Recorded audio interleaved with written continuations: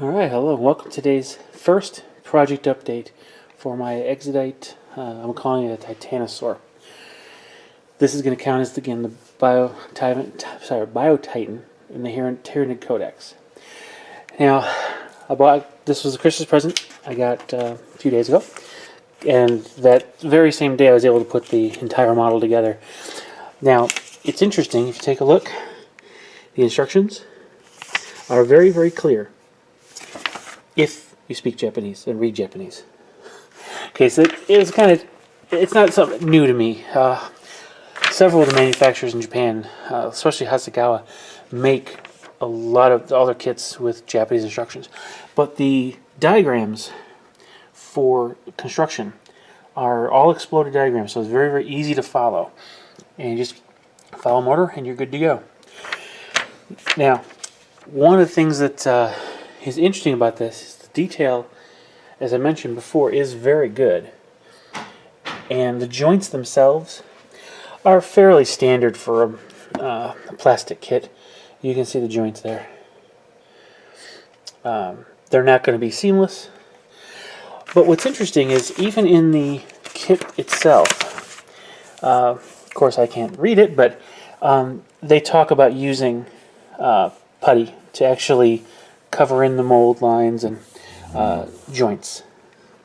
So, though this is very easy model to build, even a child, not a child, but a younger teenager, 10, 12 maybe, should be able to build something like this and get pretty good results, especially if there's a dad coaching them or a mom coaching them.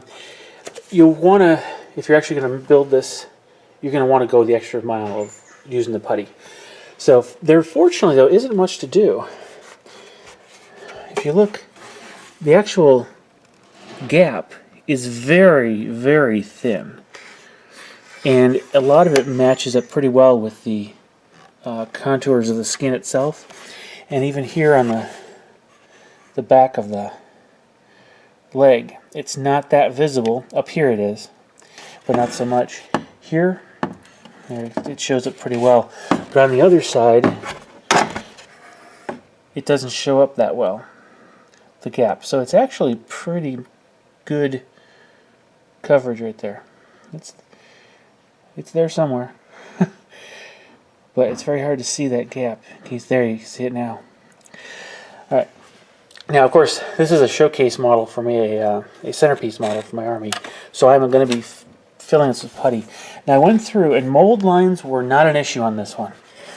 On the feet themselves, the mold lines were right along the side here, because these are one-piece feet. Let me see if I can find a good example. Right here, see if you can see that. There. Extending from the point of the toe halfway up at an angle, there is actually, that's the mold line. Both top and bottom then slope away to allow the mold to release. So those are the only places where the mold lines actually were somewhere on the model. Other than that, all the mold lines actually were at the edge of the piece itself.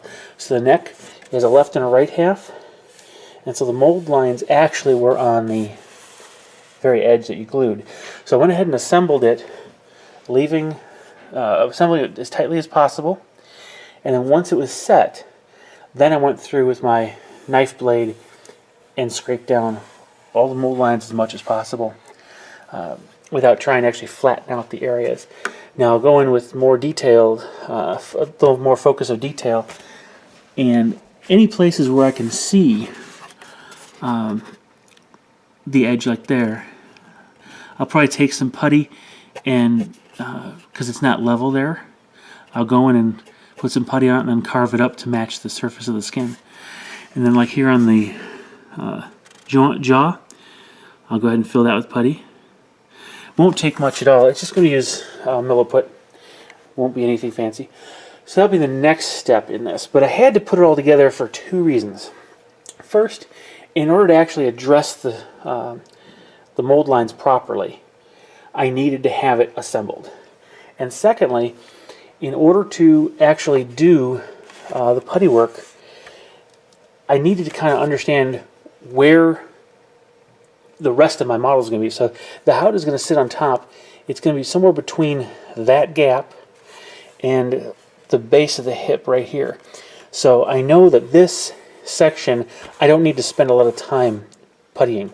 In fact, this area here I don't need to putty too much, because the way I plan on doing this is using green stuff to create a harness that wraps around, and it'll be a nice front plate on the chest that kind of holds the howdah in place against his back, because with that sloped back, the howdah would just fall off without something in front holding on. That means that I don't have to be too careful with this mold line. However, down here on the side, I would need to be very, very diligent about this mold line, the entire thing back here. And when I get up here to the head, I'll have to focus on the jaw, but here on the head, I'm actually going to put a cap headpiece on. So some of this won't have to be as perfect as it will down the back here. So I didn't want to waste putty on areas that I'm not going to actually aren't going to be visible. So that's why I wanted to build the model as completely as possible first.